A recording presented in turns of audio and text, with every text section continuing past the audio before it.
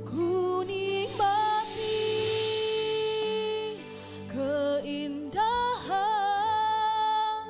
dan keagungan-Mu, oh Tuhan.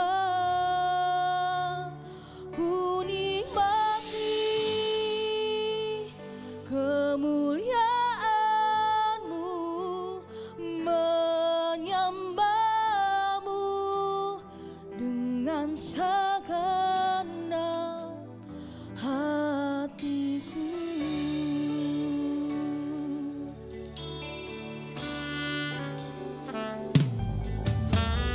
Ku selalu bersama-Mu, tinggal di dalam kediaman-Mu, oh Tuhan. Sebab ku sukai hadirat-Mu, tak ingin ku terpisahkan dekat dengan-Mu. Itu yang ku rindukan,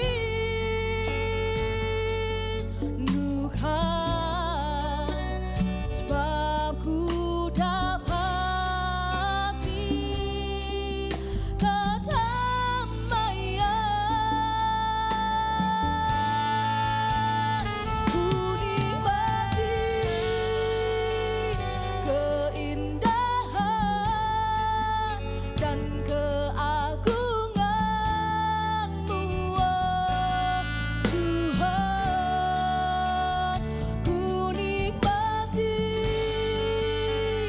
kemuliaan-Mu, menyembah-Mu dengan segenap. Ku nikmati keindahan dan keagungan-Mu, oh Tuhan. Menikmati kemuliaan-Mu, menyembah-Mu dengan segenap. Ku nikmati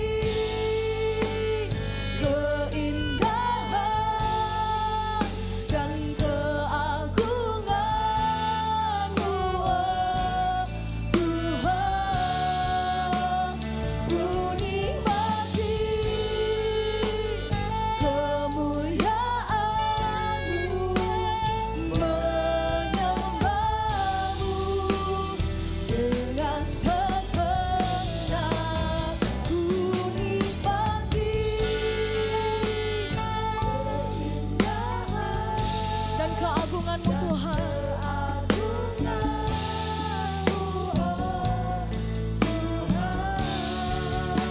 Ku nikmati kemuliaan-Mu,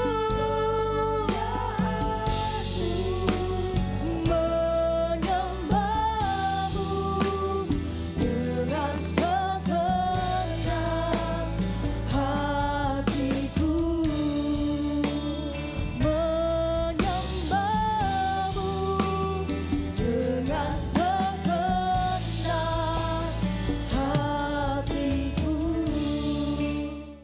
Shalom Bapak Ibu Saudara yang terkasih di dalam nama Tuhan Yesus Kristus. Kita berjumpa lagi di dalam doa pagi hari ini.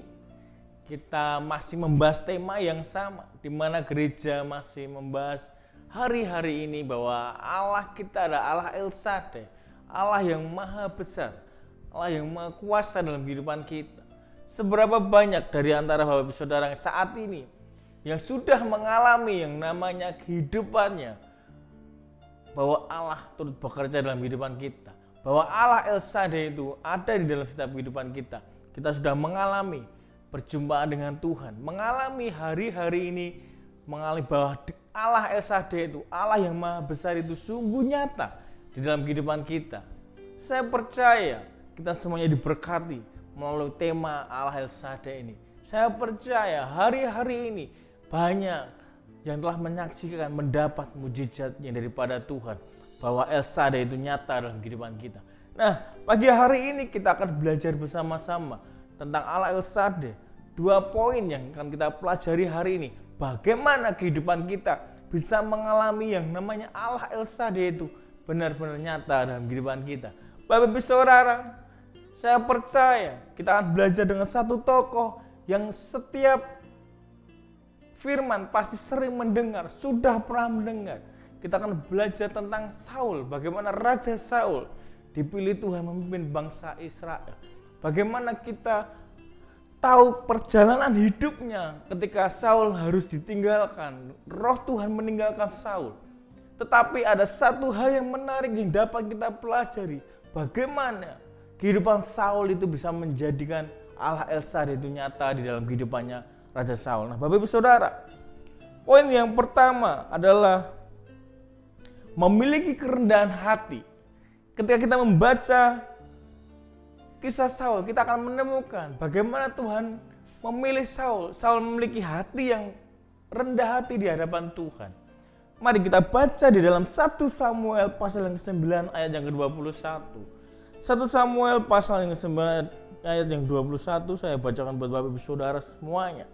Firman Tuhan berkata, "Aku ini dari suku Benyamin, suku yang paling kecil di Israel, dan lagi keluargaku yang paling tidak berarti dalam suku itu.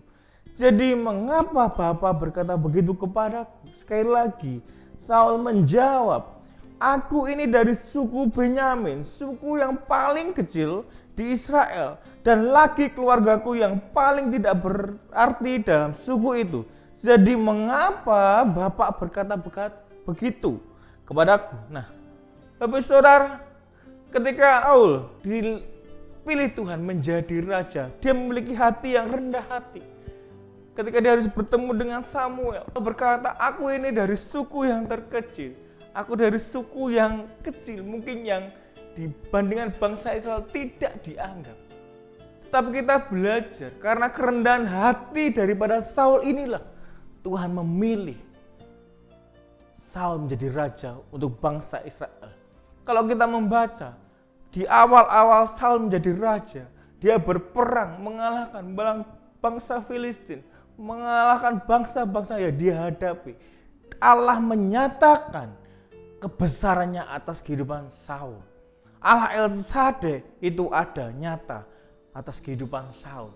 Dia menunjukkan bahwa akulah Allah yang akan menolong kamu. Seperti Bapak Presiden kita, dari kota kecil dia dapat memimpin bangsa Indonesia. Mungkin terkadang kita merasa seperti Saul, "Aduh, aku ini dari kota kecil, apa bisa aku memimpin perusahaan yang segede ini? Apa bisa aku memimpin perusahaan yang besar?"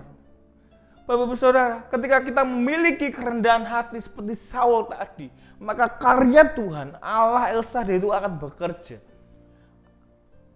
Tuhan menginginkan kita merendahkan hati kita kepada Tuhan, sehingga karya Tuhan itu akan berkarya. Allah El Shaddai itu akan terjadi dalam kehidupan kita. Saya tidak tahu apa yang terjadi dalam kehidupan Bapak Saudara saat ini, hari-hari ini. Tetapi mari kita belajar bersama-sama memiliki hati yang rendah hati di hadapan Tuhan, supaya Allah El Shaddai itu nyata dalam kehidupan kita. Ketika kita menghadapi masalah demi masalah, ketika kita menghadapi pergumulan demi pergumulan, ketika kita memiliki kerendahan hati, maka Allah yang kita sembah, yaitu Yesus Kristus, akan menunjukkan kuasanya atas kehidupan kita. Jadi Bapak-Ibu Saudara, ayo kita bangun hari-hari ini memiliki hati yang rendah hati kepada Tuhan, sehingga Allah El Shaddai terjadi dalam kehidupan kita. Itu poin yang pertama. Poin yang kedua, bagaimana Allah bisa bekerja di dalam kehidupan kita, bagaimana Allah El Shaddai itu akan nyata dalam kehidupan kita.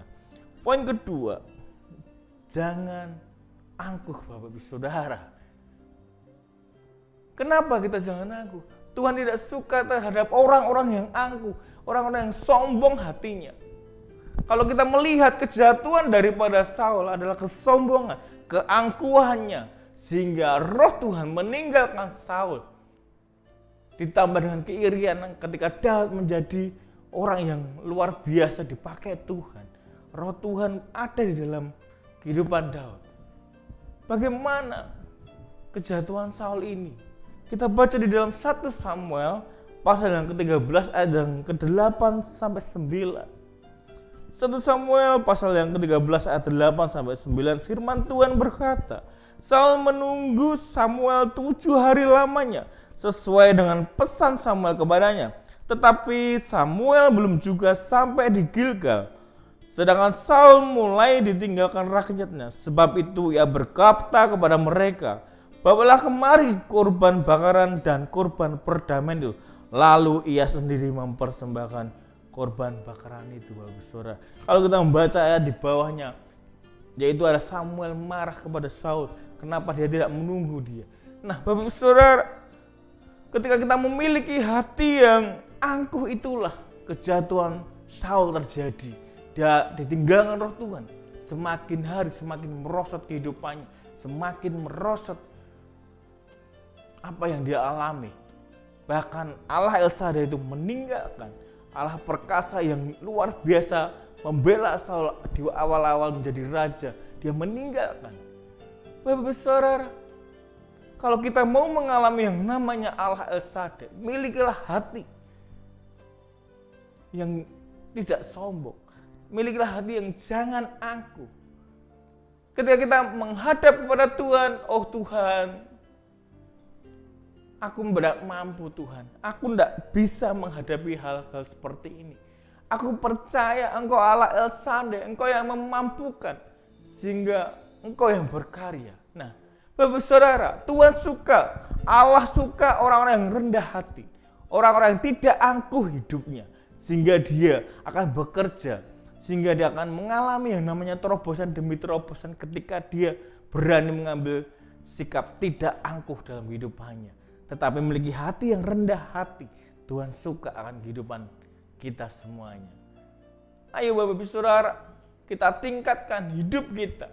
Kita lakukan kehidupan. Jangan pernah angkuh kehidupan kita di hadapan Tuhan. Supaya karya Tuhan, supaya Allah El Shaddai itu bekerja dalam kehidupan kita. Mari kita asah hidup kita. Kita jaga hati kita. Kita jaga kehidupan kita. Jangan pernah angkuh di hadapan Tuhan. Supaya apa yang kita alami, supaya tema bulan ini yaitu Allah El Shaddai itu terjadi dalam kehidupan kita. Nah Bapak Saudara, pagi ini kita belajar 2 poin. Kiranya firman Tuhan bilang menguatkan, menjadi berkat, menjadi rema dalam kehidupan kita. Menjadi tuntunan di dalam setiap langkah kehidupan kita. Saya percaya apapun yang saat ini Bapak Ibu Saudara alami, kita melakukan, memiliki hati yang rendah hati. Dan kita jangan sampai hati kita angkuh. Maka karya Tuhan berkarya dalam kehidupan kita. Dan apapun pergumulan hidupan kita, saya percaya Tuhan akan menolong kehidupan kita. Dan kita akan berkata, Allah kita benar-benar adalah Allah El Shaddai. Terima kasih Bapak Ibu Saudara. Selamat pagi. Tuhan Yesus memberkati kita semuanya. Amin.